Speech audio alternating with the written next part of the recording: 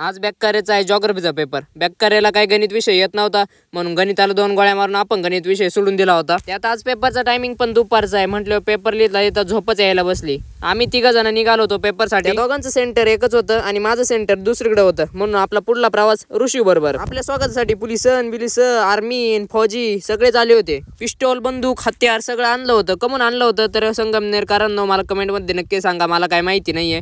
त्यांना म्हटलं 1 पिस्टॉल देता का म्हणे गप गुमान पेपरला जाय.